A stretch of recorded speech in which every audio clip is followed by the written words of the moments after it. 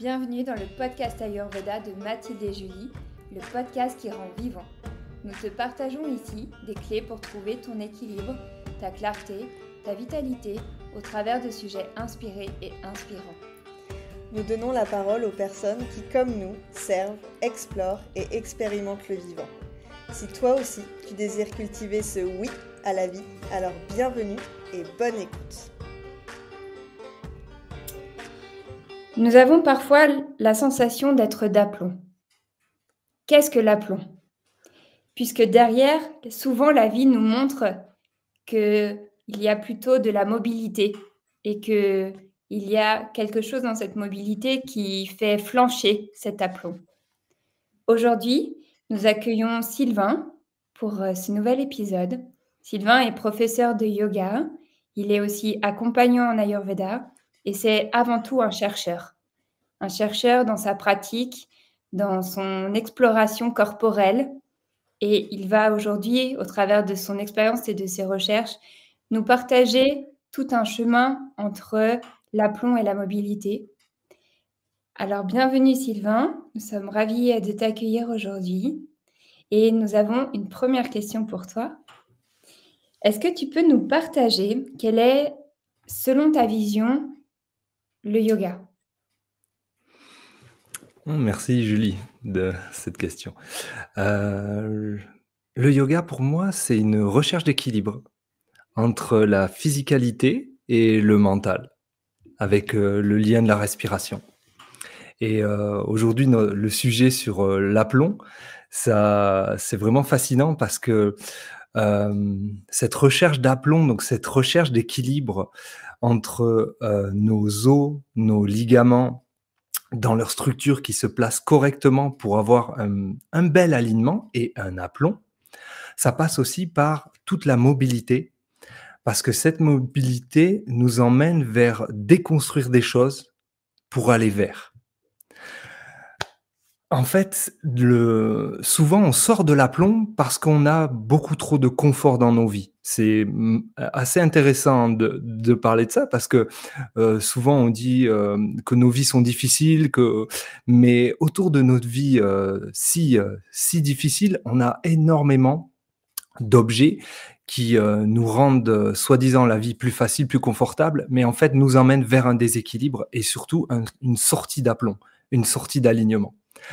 Un premier exemple, ça va être le canapé, dans lequel, en fait, ils sont très mal designés, dans lequel, si tu te mets au fond, eh ben, tu es complètement enroulé à l'intérieur, donc ta poitrine descend en direction de ton bassin, tu as toute ta chaîne postérieure, donc le dos qui vient s'allonger, et si tu passes 1h30 minimum dedans, le temps que tu regardes ton film ou ta série, eh ben, c'est quelque chose que tu construis quotidiennement, et dans lequel, après,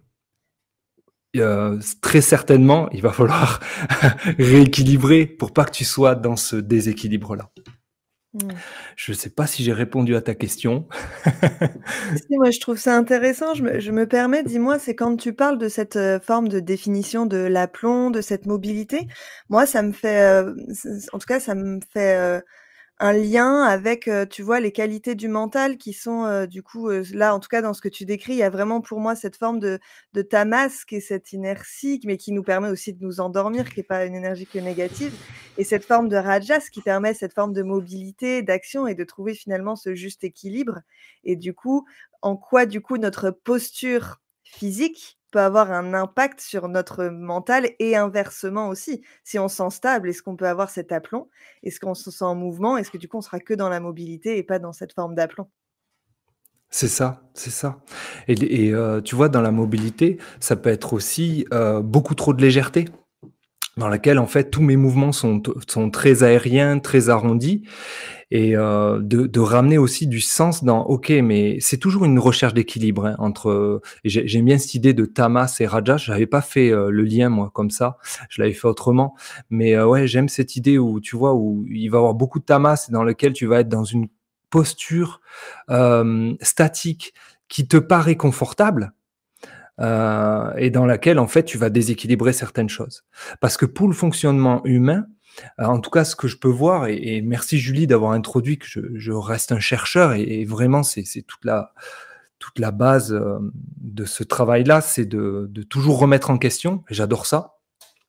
Il n'y a rien de fini et j'espère encore, enfin en tout cas ce qui m'anime, c'est de chercher encore, dans lesquels en fait cette physicalité, elle a un fonctionnement de base qui fonctionne avec, par exemple, ce que je peux observer chez certaines personnes quand elles font une flexion pour aller simplement se pencher pour attraper quelque chose au sol.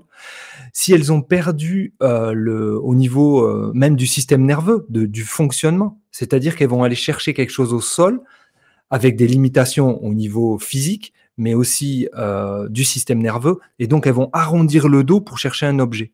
Alors que l'humain, si on l'observe, soi-disant des personnes qui sont en... Comment on appelle ça ? Dans le tiers-monde, là, voilà, ces personnes-là, en fait, elles utilisent leur corps parce qu'elles en ont besoin, c'est une nécessité qui soit fonctionnelle, dans lequel, en fait, eh ben, la flexion pour aller chercher un objet vers le sol, ça se passe par la hanche.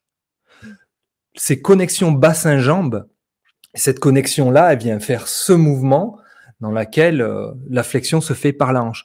Et en fait, moi, mon partage en yoga, il part de ce postulat-là. Ok, elle fonctionne comment tes hanches, tu vois. Comment tu utilises ton dos, comment tu utilises ton corps. Et je vais utiliser différents outils et pas seulement l'aplomb parce que, en fait, j'ai passé 10 ans auprès d'une personne pour étudier l'aplomb. Et en fait, moi, tu vois, on fait le lien avec le mental, c'est que à rester justement figé dans un dogme dans lequel elle me l'a présenté, c'était super ce qu'elle m'a présenté. Moi, je me suis vachement enraidi aussi au niveau mental, tu vois. En fait, il y avait que comme ça qu'il faut faire. Et à un moment donné, gentiment, j'ai explosé. Je leur ai dit, ouais, mais en fait, moi, je m'aperçois que si je fais comme vous me proposez ce style de pratique, et notamment, enfin, pour revenir à l'origine, ça part de Iyengar, mais c'est pas du Iyengar. Faut bien mettre les choses dans le contexte. Noël, elle a vécu auprès de Iyengar dans les années 50, je crois, si je me souviens bien. Je sais plus, au niveau des dates. Voilà, elle est partie toute seule. Elle avait 29 ans. Elle est partie auprès du maître. Elle a appris beaucoup de choses. Et notamment, il lui faisait tenir la posture sur la tête pendant 45 minutes. Et elle avait d'énormes douleurs au niveau des cervicales. Et même quand elle était dans la posture sur la tête, il lui disait « vous allez vous faire mal, donc on va chercher ». C'était les débuts dans lesquels il accompagnait des Occidentaux. Il n'avait pas encore sa grosse école, sa grosse machine. Et en fait, la recherche de Noël, et c'est elle qui m'a apporté aussi ce goût de la recherche, elle s'est dit, si entre parenthèses, le maître, je mets dans le bon contexte, c'est que le maître, c'est quelqu'un qui maîtrise quelque chose, hein, pas voilà, parce que c'est vrai qu'en Occident, on a des fois, ça peut être un mot, voilà. Mais voilà, dans quelqu'un qui maîtrise, et on peut largement dire que Iyengar, il maîtrisait la posture de yoga. Bon. Et donc, elle s'est dit, si le maître me demande de tenir cette posture, moi, comment je vais faire pour arriver à pas avoir de douleur et puis que ça puisse durer, ma pratique. Et donc, elle a été en Afrique. Elle a eu ce raisonnement de dire, mais si je rencontre des gens qui portent sur la tête, je vais comprendre. Après, c'est simplement l'inverse. Et donc, en rencontrant ces porteuses d'eau, elle s'est dit, ah ok, mais en fait, il y a un placement de bassin, il y a un placement de colonne vertébrale, voilà. Et donc, sa recherche, elle a démarré par là, par le yoga Iyengar, tu vois, et dans laquelle elle était. Et d'ailleurs, on voit Noël sur les livres de Iyengar, c'est cette jeune femme à l'époque qui avait un maillot rayé et qui est avec Iyengar. Ils font des postures. Voilà, je sais pas si vous avez déjà vu ces livres-là, et dans lesquels, en fait, et puis c'était à l'indienne, c'est-à-dire que les photos, ça durait 30 minutes. Parce que c'était des vieux appareils dans lesquels c'était des appareils à poudre et donc tu vois, fallait tenir la posture le temps qu'il fasse ses réglages, nous on connaît pas ça. Toi tu prends ton téléphone, tu prends la photo, tu vois. Non. Donc voilà. Et elle était hyper critique de ces photos parce qu'après elle a fait ça fait un énorme travail. Je crois qu'elle a travaillé avec Iyengar jusque dans les années 80-85 et après ils se sont pas compris. Mais j'adore ça aussi, tu vois, que le maître ne comprend pas son élève et que l'élève ne comprend plus son maître. et dans lequel, en fait, il y a deux chemins séparés. Et je sais qu'à la fin de... Parce que Noël, elle est décédée, pareil, dans les années 2020, justement à Perpignan, ce qui est hyper intéressant. Elle est parisienne, elle faisait un voyage, elle s'était mariée avec un Portugais. Elle a fait un voyage dans lequel elle a traversé pour aller donner un stage. Elle avait 94 ans. Elle donnait des stages d'aplomb encore. Elle partait en Italie. Et ils se sont arrêtés à l'hôpital Perpignan parce que, bon, tu as 94 ans, il peut se passer des choses. Et voilà, donc elle est décédée à Perpignan. Et donc je me sens un peu, tu vois, le, le porteur de flambeau. Ben voilà, c'est... donc voilà, pour vous parler de Noël, qui est toute cette démarche-là, voilà. Et voilà, donc aujourd'hui, moi, je suis sorti un peu... c'est aussi son décès qui, je pense, qui m'a permis de sortir aussi un petit peu de ce dogme-là, d'ouvrir le champ et d'amener une recherche, tu vois, plus vaste, et dans laquelle aujourd'hui, waouh. Alors c'est vertigineux parce qu'en fait, ça devient tellement ouvert que bah, t'as pas trop de points d'appui, tu vois. Et voilà, mais dans lesquels, en fait, aujourd'hui, ce que je pourrais dire, c'est avoir de la patience.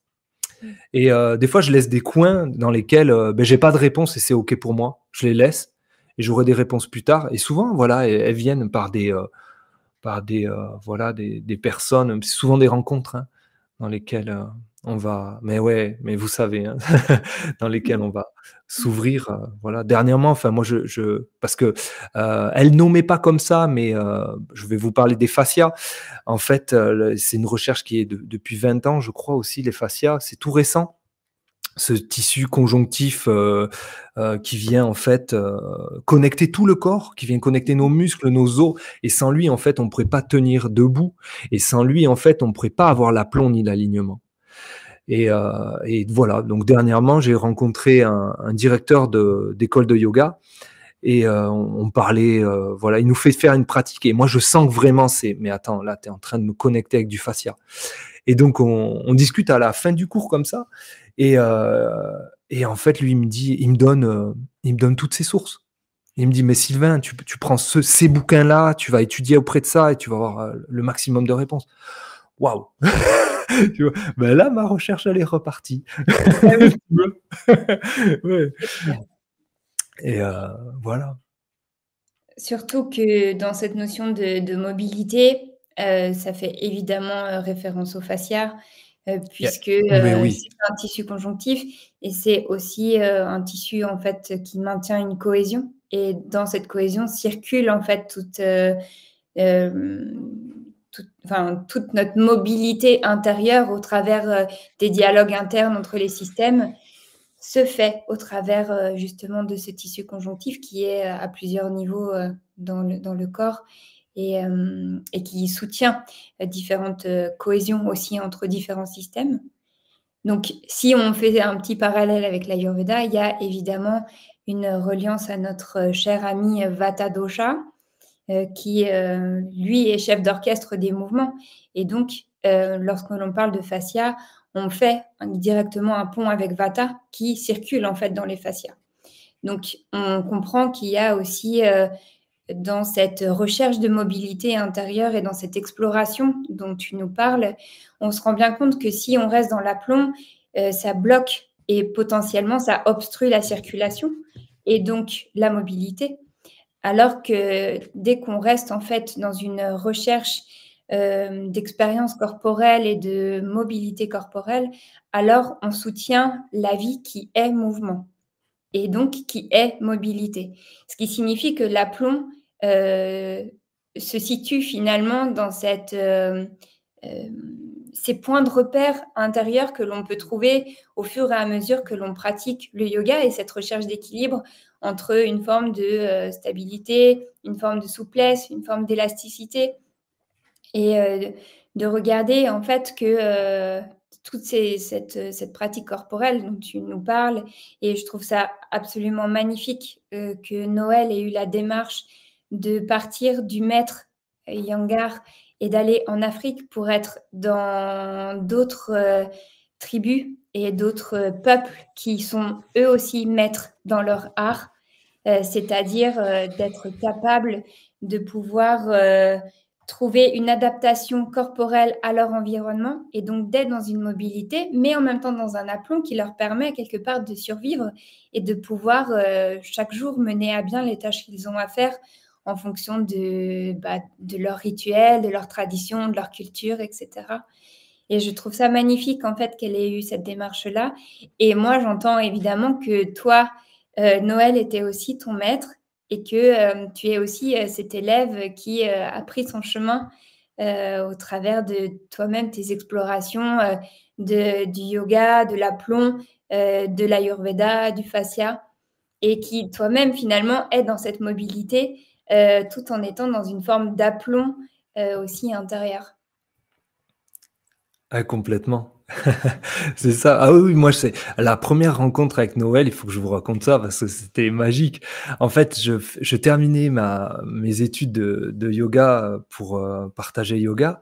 Et en fait, je me faisais mal au dos dans les postures de yoga. Et Noël avait écrit un livre dans les années 80, c'était Attention, le yoga peut être dangereux. Donc c'était un pavé dans la mare quand même, tu vois. Et tu lisais ce livre et tu vois, et donc je me fais mal au dos, je regarde dans ma bibliothèque, je retrouve ce livre que j'avais et purée, je comprends certaines choses, mais c'est que intellectuel, tu vois, j'arrive pas à sentir. Je regarde le 4e de couverture et en fait, je vois une photo de Noël et je vois qu'elle est déjà âgée, tu vois. Je fais: «Waouh, purée, bon, écoute, je vais la contacter». Donc je trouve son numéro, je la contacte et je lui explique, je lui dis: «Voilà, je finis mes études de yoga, je me fais mal au dos». Là, déjà, je me fais engueuler parce que c'était un dragon, tu vois? Et donc elle me dit: «Bah ouais, c'est normal que tu te fasses mal au dos». «Ah bon?» Tu vois? Ok. Et elle me dit, ben écoute, on a un petit groupe de travail, voilà, sur l'aplomb. Si tu veux venir, t'es le bienvenu. C'est à Paris, c'est tous les 2 mois. Voilà. Et je lui dis, ben moi, je suis intéressé, mais j'aimerais vous rencontrer avant. Donc voilà. Donc le rendez-vous est pris et donc je vais à la rencontre je vais chez elle carrément. On fait un cours particulier ça dure 1 heure, dans lequel en fait elle me place dans l'aplomb. Et elle me dit, ben voilà, ça y est, maintenant, ça va être toute ta recherche. Et en fait, c'était tellement à l'inverse de ce que j'avais appris, à l'inverse de ce que j'avais vécu, que je prends conscience de suite du temps que ça va prendre. Tu vois? Je me suis dit, OK, parce que je l'ai rencontré, je crois que j'avais 34 ans, quelque chose comme ça. Et je me dis, OK, j'ai mis 20 ans de déséquilibre, ça va mettre 20 ans pour rééquilibrer.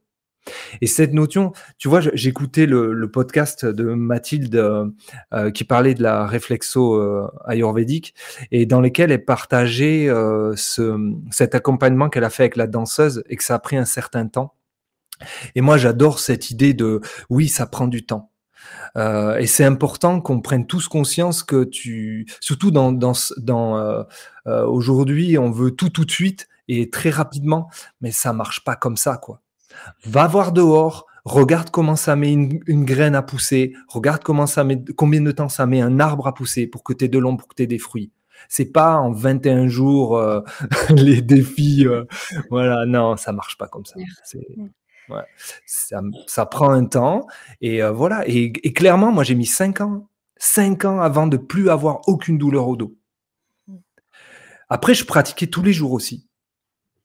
Et voilà, c'est ça aussi, tu vois, l'engagement qu'on met dedans, dans l'engagement. Et oui, je reviens à ça, Julie. Oui, de les premières heures où j'ai passé du temps avec Noël, je me suis dit, waouh, là, je suis auprès d'un maître. Je suis vraiment quelqu'un qui maîtrise quelque chose. Elle avait une expertise. Elle nous montrait, souvent on a travaillé avec des squelettes. On allait dans les musées pour voir l'aplomb aussi. Les gens qui étaient d'aplomb, qui étaient peints, qui étaient les statues, pour exercer notre œil, tu vois. Exercer notre œil au niveau des épaules, au niveau du bassin, de la colonne vertébrale, au niveau des pieds aussi. Regarde les pieds. Enfin, quand tu vas au Louvre, tu regardes aussi les sculpteurs, comment ils ont sculpté les pieds. Et regarde les pieds, comme ils sont déformés certaines fois. J'ai rigolé quand tu disais, Mathilde, que ouais, voilà, toi, toi, le pied, c'est hyper important. Mais oui, et cette arche supérieure, enfin, c'est de l'architecture, le corps. C'est merveilleux, en fait. Et dans lequel, en fait, nous, on a la possibilité de le ramener dans cet équilibre et par tellement d'outils merveilleux. que ce soit le massage, que ce soit, voilà la mobilité, le mouvement, Mmh. et on voit les changements, tu vois? Quand on accompagne des groupes, qu'on suit depuis quelques tu vois? Moi, j'ai des groupes, ça fait 5-6 ans maintenant qui suivent yoga avec moi. Enfin, i c'est plus les mêmes. C'est plus les Mmh. mêmes personnes et du coup, la psyché change aussi. C'est ça, parce que le lien, il est là aussi. On parle d'équilibre entre le mental et le physique, mais travailler la posture, c'est ça. C'est de ramener un équilibre à ça et dans lequel après le mental peut s'apaiser, l'énergie peut s'apaiser. Parce qu'être en déséquilibre dans une posture, là on verra pas parce qu'on, sur le podcast, le choix est fait de que ce soit pas en vidéo pour l'instant, mais j'espère que ce sera bientôt en vidéo, qu'on puisse montrer des choses. Ça, je vous y invite les filles, hein. Mais mais c'est ça, c'est que, cette posture-là de ramener, voilà, de l'élan et de la douceur et être dans un équilibre, c'est ça, je reviens à ça, pardon, hein. Être en déséquilibre, c'est aussi consommer plus d'énergie. Mmh. Regarde comme ton muscle doit tenir et remarque comme c'est en fait, ils sont pas faits pour ça. Alors qu'être dans cet alignement, il y a beaucoup de légèreté et après Mmh. ça t'allège la tête aussi et tu as de l'énergie pour faire autre chose. Mmh. Aider tes voisins, aider, tu vois? J'aime bien ce voilà, moi, les autres et un petit peu la planète, voilà. Mmh. Est-ce que cette forme d'aplomb dont tu parles depuis tout à l'heure, on peut le mettre en lien avec cette forme de stabilité? Avec, tu vois, l'élémentaire, quelque chose, tu vois, de très stable ou dans cette stabilité, tu peux parce qu'en fait, pourquoi je te pose cette question? C'est parce que je réfléchissais, tu parlais du bassin, tu faisais le lien avec le bassin qui du coup, cuisses, bassin sont vraiment la loge de Vata, donc de cette mobilité et en même temps, où trouver cette stabilité pour que cette loge du bassin puisse trouver sa mobilité, en fait? Ouais, exactement. Bah, la tu vois, le postulat de Noël, c'était: «Tout part du bassin». Mmh. Une fois que ton bassin est placé, en fait, derrière, c'est, ce qui est prisonnier, c'est on parle des membres inférieurs, hein, on va partir sur ça. La base, le bassin, derrière, il y a les genoux qui, eux, sont esclaves, chevilles et bassin, finalement. Le placement de ton bassin va induire tout ça. Et aussi au niveau des pieds. J'aimerais bien qu'on se rencontre un jour, Mathilde, mais en vrai, et que je te montre, tu vois, que je te fasse sentir ça. Et notamment, tu vois, le poids, quand tu places ton bassin d'une certaine manière, le poids qui vient se placer, hop, au niveau des talons. Et les talons sont faits, tu vois, je vois la photo derrière toi, où tu as une belle photo de pied, dans lesquels, tu vois, quand le poids se place au talon, et ce talon est fait pour recevoir ce poids-là, parce que c'est un os qui est plutôt dense, Tout à fait. et qui vient dans une autre forme que va prendre ton pied. On déforme largement moins les pieds rien qu'au placement du bassin. Et effectivement, ça fait un lien avec Vata parce que cette recherche d'aplomb, d'alignement, elle se fait dans la lenteur. Et cette recherche du mouvement aussi, pour débloquer les choses, elle se fait dans la lenteur. Mmh. Introspection. Fais un mouvement rapide et vois si la conscience, elle peut suivre.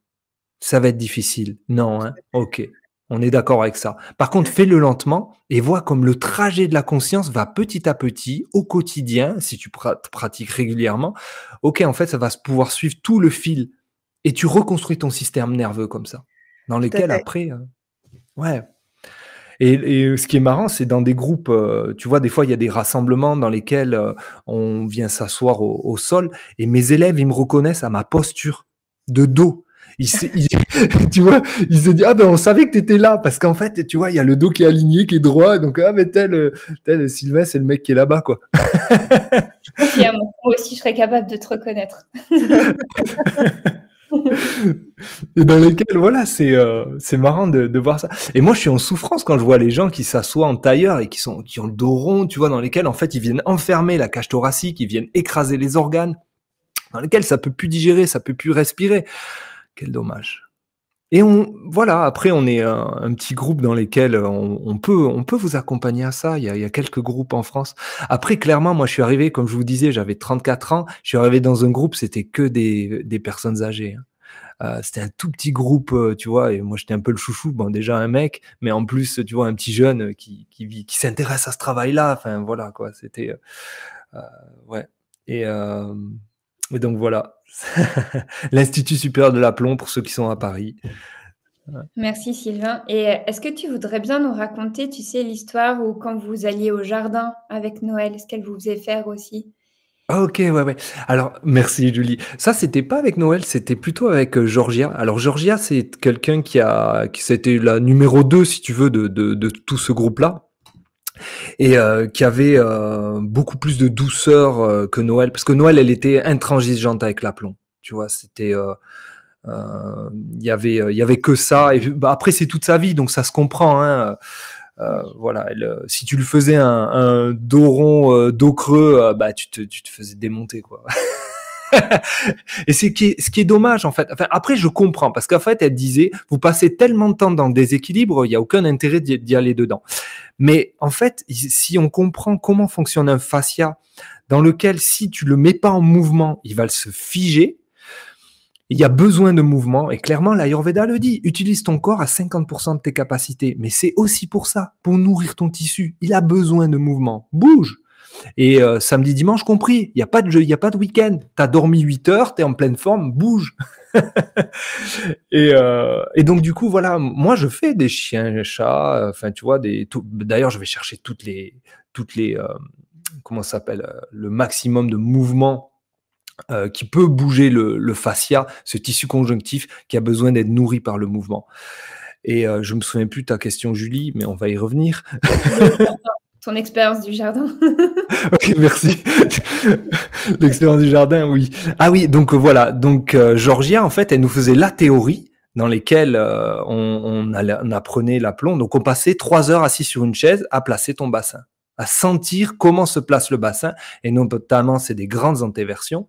Et ensuite, après, on allait faire ça, aller au jardin et aller faire des flexions vers l'avant à partir de nos hanches, et comment tu utilises ton corps, tu vois. Et comment les gens qui sont d'aplomb, qu'on peut visiter, parce qu'ils ont visité tous les pays pour voir qui était d'aplomb finalement, après cette recherche avec l'Afrique. Et donc cette recherche dans le jardin, c'est en fait amener ton, ta pratique de yoga au quotidien, dans lesquels moi pendant des années en fait alors pas que le jardin mais aussi quand je faisais le ménage chez moi en fait je faisais des petits tas de poussière dans lesquels en fait après j'allais travailler ma flexion de hanche pour aller le ramasser, mais tu vois, pour induire ce mouvement pour que ce soit de plus en plus inconscient, parce que ça demande une grande comment je vais dire ça, une grande concentration parce qu'on a perdu l'utilisation, alors que quand on a commencé à marcher, on est d'aplomb. Les meilleurs maîtres, c'est les enfants, les tout petits enfants qui commencent à marcher. Là, eux, ils sont d'aplomb. C'est obligé parce que pour faire de la bipédie, tu es obligé de passer par là. Observe son bassin, observe son dos. La cambrure, elle est très basse, elle est au niveau du bassin, donc L5, voilà, au niveau de L5, lombaire, les dernières lombaires, L4 parfois, c'est vraiment très bas, ta cambrure lombaire. Elle n'est pas comme nous, elle est déformée, elle est beaucoup trop haute par nos styles de vie et par le faux confort. Et donc oui, voilà, dans ces jardins, on allait voilà, cultiver la terre et cet retour aux sources dans lesquelles on comprend bien, et ce qu'on a cité au début du podcast, c'est que pour que tu puisses cultiver et finalement pour certaines personnes survivre, il faut que ton corps soit fonctionnel. Et ça passe par là. Ouais, c'est passionnant. Merci Sylvain. Moi, j'ai des milliards de questions qui me viennent. Vas-y, vas-y. Non, non, mais en fait, quand tu parlais justement déjà de L5, S1, enfin, tu vois, toute cette partie basse du dos, ce qui est très intéressant, je fais le lien parce que 99% du temps, quand je vais faire des bilans en réflexologie, donc je vais passer sur toutes les zones réflexes, j'ai quasi tout le temps un déséquilibre qui est un déséquilibre ancien, c'est-à-dire qu'on a la capacité de savoir si c'est plus ou moins en mouvement ou quoi que ce soit, et c'est des déséquilibres qui sont là et qui sont très courants. Et en fait, le nombre de personnes qui ont des problèmes lombaires, enfin, en fait, c'est un peu, enfin, moi, je travaille beaucoup sur toutes les pathologies du dos parce que justement, j'ai l'impression que c'est un peu la maladie du siècle d'avoir mal au dos, comment utiliser son dos. Et en fait, c'est tout ce lien que tu fais finalement avec le bassin, avec cette posture et de retrouver justement ce que tu dis, cet alignement pour trouver dans cet alignement cette justesse de mouvement. Donc Exactement. Ouais. Mmh. Ouais, je crois que je vais regarder ça différemment aussi, ça va être, encore plus alors montrez-moi votre bassin, du coup. Mais oui, mais tu sais, j'ai une petite chaîne YouTube où dans laquelle il y a 3 fois rien parce qu'en fait, bon bref, va voir la dernière vidéo Yoga Sylvain Ayurveda. Je vous montre plein de petites clés au niveau du bassin. Va voir ça, ça va te parler Mathilde. Ah bah, très bien, on mettra le lien, du coup, dans l'épisode pour qu'on puisse tous y aller, parce que tu peux être sûr qu'une fois qu'on a fini d'enregistrer, j'irai voir, cette, Ah, vidéo. trop bien. Et après, tu peux me contacter avec plaisir d'échanger et tu verras. Et notamment, tu vois, je parle de qu'est-ce qui se bloque quand je place le bassin d'une certaine manière dans mon corps. Et toi, ça va te parler. En Ouais. fait, ces formations, elles sont évidemment pour les personnes que j'accompagne, mais j'ai eu pas mal de profs de yoga qui sont venus me voir. Mmh. Et des thérapeutes comme toi, c'est génial d'avoir aussi une vision, tu vois, d'avoir encore une chose. Et tu vas voir, ça va te débloquer plein de trucs. Enfin, moi, Ouais, ouais. c'est un prisme par lequel, ouais, ok, c'est une pépite, hein. C'est vraiment Ouais, une pépite. Ce tout à fait. travail-là, ce qu'elle a fait, elle a écrit une thèse, tu vois, elle était Noël, enfin, elle a été aussi avec des chirurgiens. Il y a même un chirurgien qui est venu taper chez elle en lui disant, en ayant une discussion claire par rapport au bassin, par rapport à ce travail fin qu'elle avait. Enfin, c'est un monde caché, l'aplomb, mais il y a vraiment quelque chose à faire. Et si on est plusieurs à travailler dessus, euh, voilà, je pense que ça va vachement évoluer dans le sens. Mais après, il faut être clair, parce que je pense ça met du temps avant de débloquer les choses, hein. Je sais pas combien de temps ça a mis pour ta danseuse pour qu'elle retrouve l'équilibre dans sa danse, mais Ça a mis plus de 6 mois, mais parce qu'on avait aussi yeah. mis du travail, avant en place et c'est ce que tu décrivais aussi tout à l'heure. C'est que moi, j'aime bien, aussi apprendre aux gens, tu sais, on parlait de la notion du temps, de kala et j'aime bien, proposer cet exercice aux personnes de reprendre leur marche habituelle, mais d'en fait, de la décomposer et de marcher très lentement et finalement de sentir où est-ce que sont tes points d'appui, comment tes genoux, ils bougent, comment ton bassin, il bouge, comment ton dos bouge. Est-ce que tu t'aides de tes bras, de ta tête? Et finalement, il y a des gens qui, sans s'en rendre compte, vont se remettre en mouvement plus rapidement, vont se remettre à marcher rapidement. Et l'invitation, c'est justement de les refaire ralentir pour sentir justement. Pour moi, c'est aussi quand marcher, avoir cette marche très lente, c'est aussi sentir les fascias. Tu vois comment cette cohésion se fait et où est-ce que les tensions peuvent se positionner et du coup, où est-ce que tu as envie d'amener encore plus de mobilité et où est-ce que ton aplomb finalement, il se situe réellement? Enfin moi ça me passionne. Mais oui, et surtout que si tu le fais dans la rapidité, on revient sur cette notion de rapidité, en fait, il y a beaucoup de compensations qui se mettent en place. Pour des raccourcis et et c'est normal et on est une machine, enfin, j'aime pas trop ce mot de machine, mais en fait on est un être de comment ça s'appelle? Ah, je perds mes mots. Enfin pas de compensation, non, d'adaptabilité. On est un être d'adaptabilité et cette adaptabilité, elle nous permet en fait d'être résilient. Mais si on met de la lenteur, tu shuntes tout ce qui va être compensation et là tu vas prendre conscience. Ok, mais en fait je suis limité dans ma dorsiflexion de cheville. Ok, je suis limité dans ma hanche, je suis limité dans mon genou, je suis limité dans ce mouvement au niveau de mon cou, au niveau de ma colonne vertébrale, par la lenteur. Parce que si tu fais rapidement, il y a toutes les compensations qui se mettent en place et tu ne peux pas voir, malheureusement. Donc, oui, je vous invite à la lenteur, l'ode à la lenteur pour cet épisode. Ça va être le titre de l'épisode, l'ode à la lenteur. C'est ça, l'ode à la lenteur. Danse doucement, fais ta pratique lentement, observe, vis ta vie un petit peu lentement. Pas tout le temps, il y a cette recherche d'équilibre. Mais à un moment donné, prends ce temps-là. Surtout qu'on a des vies qui sont rajasiques. On le voit, notre société, elle est très vata, on va tous pleine balle. Prends un temps pour ralentir, prends un temps pour observer. Et ouais, et c'est ça. C'est très beau. Moi, ce que j'entends aussi au travers de tous ces partages, c'est qu'au travers de cette recherche de mobilité et donc d'exploration entre l'aplomb et la mobilité, ça permet aussi de venir se relier à nouveau à la notion de rythme et Exactement. de pouvoir faire un constat aussi de quel est mon rythme actuel et à quel point dans ce rythme actuel, je suis soit en compensation, soit en aplomb, c'est-à-dire dans une forme de rigidité et donc de raideur, Mmh mh. Soit je suis dans un rythme qui me permet de rester dans une mobilité, donc dans une certaine souplesse, une certaine élasticité Mmh mh. et ça me permet évidemment de pouvoir me rendre compte les interactions qu'il y a entre mon rythme intérieur et le rythme extérieur.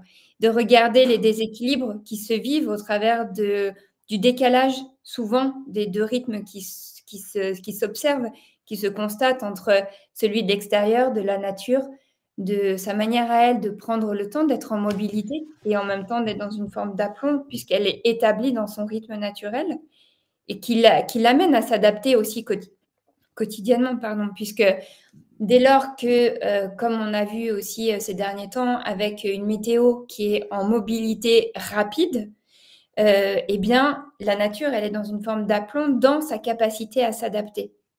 Et finalement, de pouvoir revenir dans cette exploration corporelle de mobilité, ça permet de rétablir ce lien à ce rythme interne et donc à regarder où sont ces raideurs et de pouvoir se remettre en lien avec ce rythme extérieur et de pouvoir recréer en fait une syntonie entre les 2 et de pouvoir, intérieurement rétablir un rythme et donc pouvoir aussi, sentir quel est notre équilibre et que notre équilibre, eh ben, il est différent, à chaque saison, il est différent selon notre contexte de vie, il est différent selon notre âge, il est différent, selon si je suis une femme, un homme, il est différent selon si je suis, une femme à un certain moment de mon cycle et cetera et finalement, cette,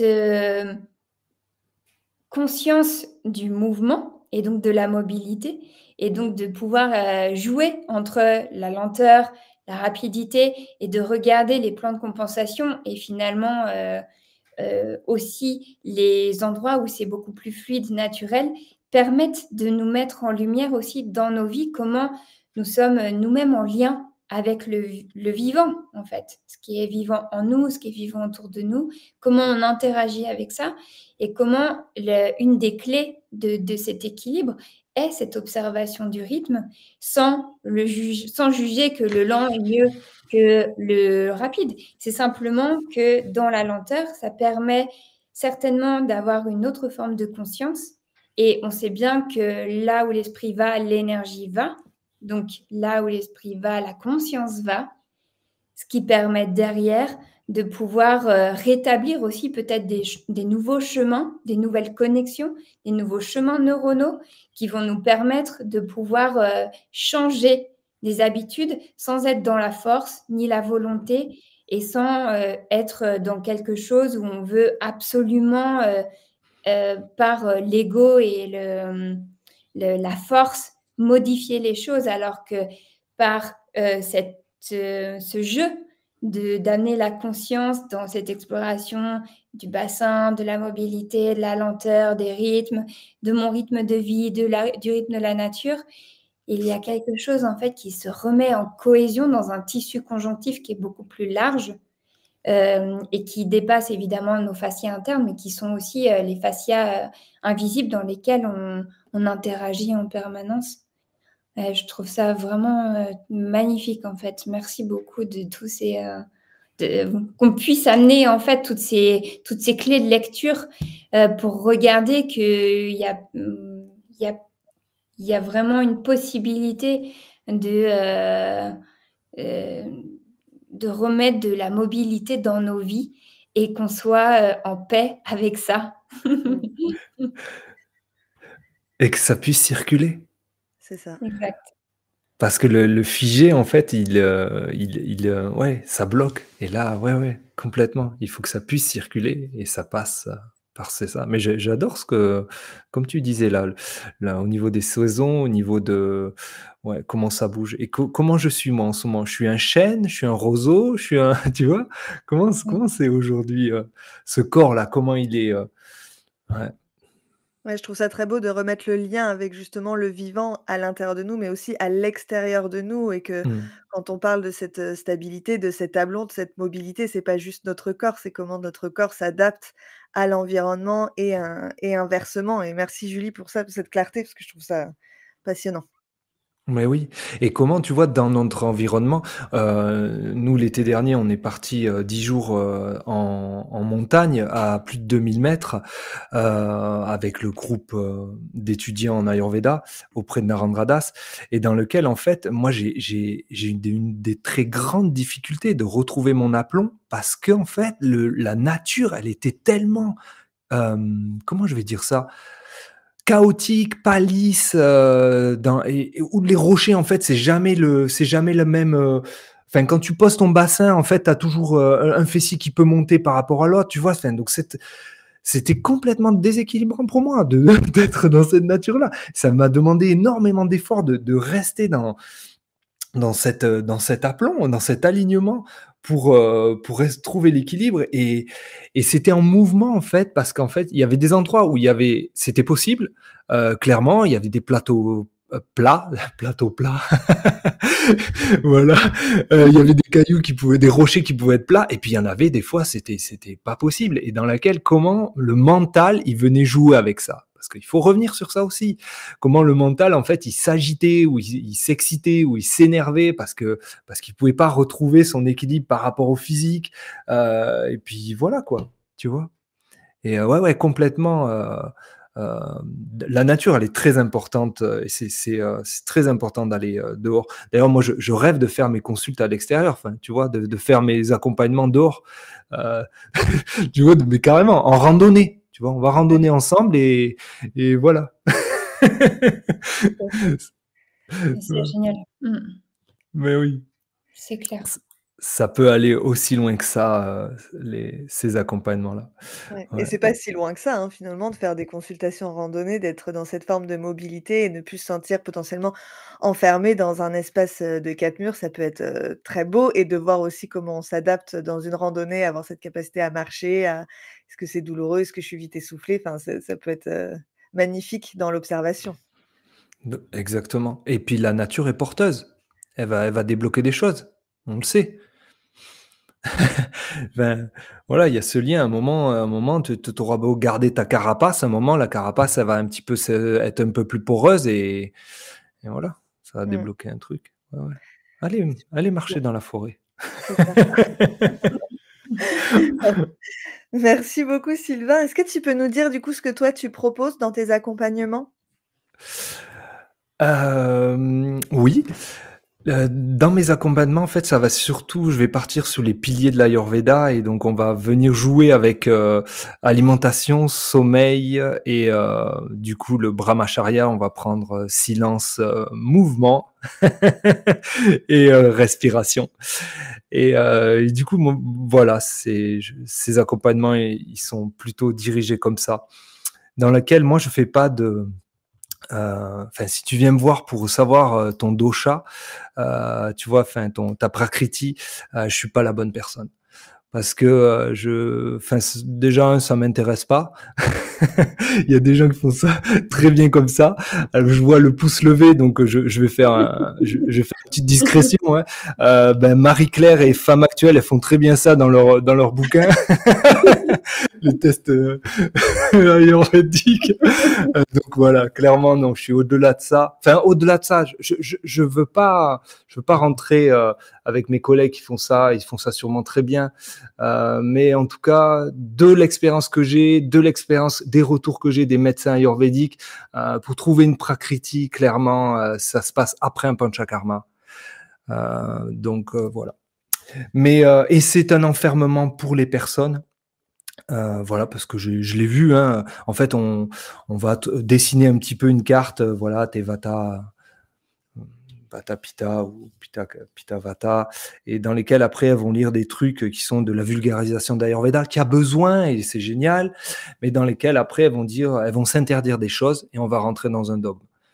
Oui. Ça manque d'ouverture. Donc non, moi l'accompagnement, il est, tu viens me voir, et je vais t'aider, en fait, à te connaître. Voilà. Comment toi, c'est quoi? Pardon? À te mettre en mouvement. Ouais, c'est ça, exactement. Merci.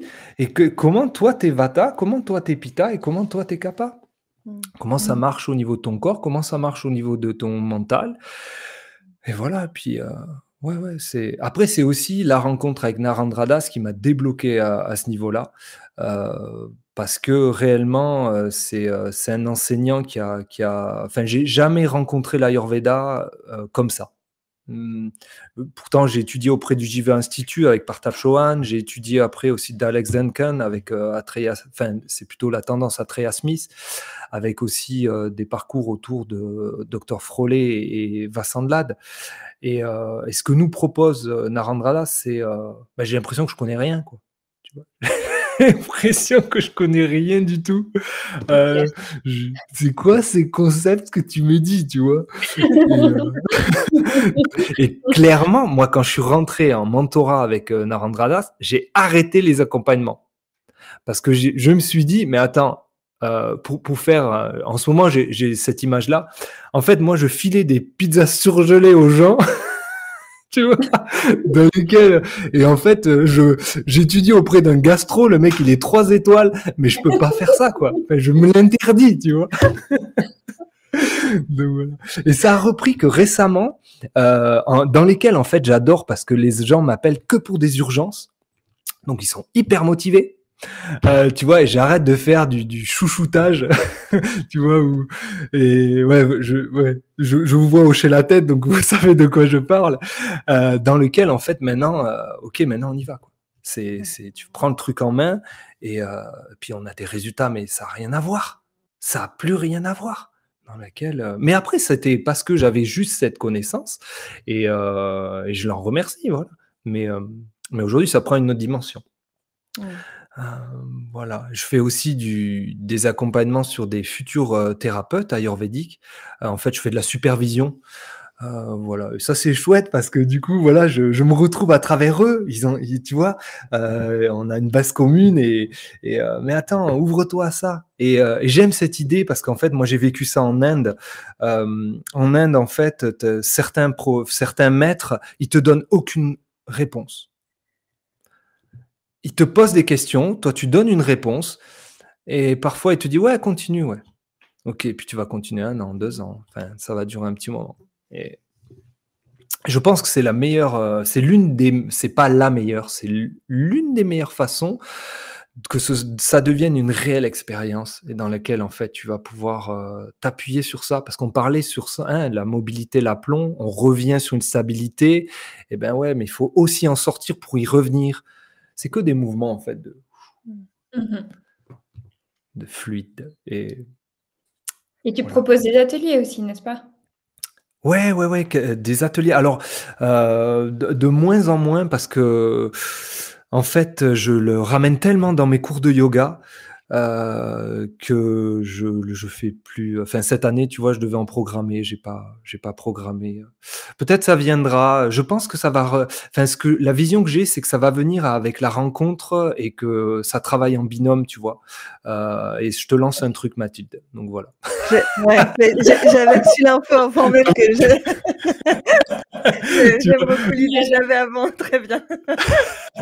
Tu vois, voilà. Parce que je l'ai en fait, il y a une école d'Ayurveda qui propose des massages, c'est un collègue à moi qui a vu mon travail, il m'a dit: «Mais Sylvain, il faut que tu viennes donner des cours pour les masseurs, aussi pour qu'ils soient dans la bonne posture, qu'ils se fassent pas mal au dos», voilà, tu vois? Et donc, aujourd'hui, ça va être plutôt ça. J'ai plus envie d'être dans le partage avec, tu vois, de co-animer avec, mes copains, copines, yoga et Ayurveda, que moi tout seul, dans mon coin. Non. J'ai fait, ça va. Après, voilà, mon côté Vata, moi j'ai besoin que ce soit créatif et tout ce qui est répétitif, je m'ennuie, en fait. Tu vois? Clairement, même si c'est des gens nouveaux, même si, non, j'ai besoin que que ce soit des trucs qui me stimulent et m'envoient vers des défis, tu vois? Et ouais, ça va être plutôt ça, donc voilà. Passionnant. Merci Sylvain. Après, j'interviens aussi dans l'école de Rita, et donc voilà, on va faire aussi, les 3 jours, je crois que je passe 3 jours avec les futurs thérapeutes ayurvédiques et ouais, on va parler d'aplomb. Enfin, on va pas en parler, on va le vivre. Voilà, ça va être, Parfait,